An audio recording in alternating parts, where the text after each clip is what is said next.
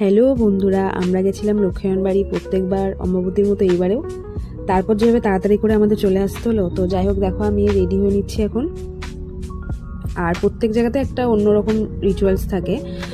আর আমার বিয়ের পরে ত্রিপুরাতে আসার পর থেকে প্রথম যখন আমি অম্বাবতী সিঁদুর খেলার কথাটা জানতে পারি, তো আমার তো বেশ ভালোই লেগেছিল, জিনিসটা বেশ অন্যরকম।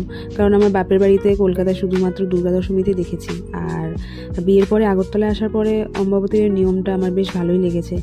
তো লক্ষ্মীনারায়ণ বাড়িতে অম্বাবতীতেই সিঁদুর খেলার জন্য আশা করি প্রত্যেক মহিলারা আমরা ওয়েট করে থাকি। তো স্বামীর মঙ্গল কামনার জন্য বিশেষত এই নিয়মটা করে থাকি আমরা।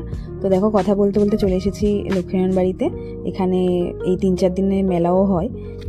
তো কিছুদিন আগে আমার যে ননদের বিয়ে হয়েছে, তো ও এসেছিল বাপের বাড়িতে, কারণ বিয়ের প্রথম বছর বাপের বাড়িতে এসে থাকতে হয় অমাবতীর মধ্যে। তো আমি আর ও চলে গেছিলাম লক্ষ্মীনারায়ণ বাড়িতে সিঁদুর খেলাতে। তো আমার মনে আছে প্রথম বছর বিয়ের পরে আমি আমার ননদের বাড়িতে গিয়েছিলাম, কারণ এখান থেকে কলকাতাতে যাওয়াটা তো সবসময় সম্ভব হয় না।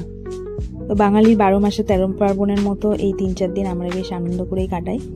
একে অপরকে সিঁদুর মাখিয়ে একদম লালে লাল হয়ে থাকি, আর আলতা পরে সিঁদুর পরে সেজে গুজে থাকতে হয়।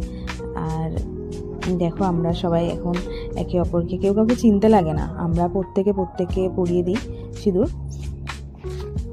তো দেখো এখানে খুশিও ধূপকাঠি মোমবাতি দেখিয়ে নিল ঠাকুরকে, আমিও দেখিয়ে নিচ্ছি।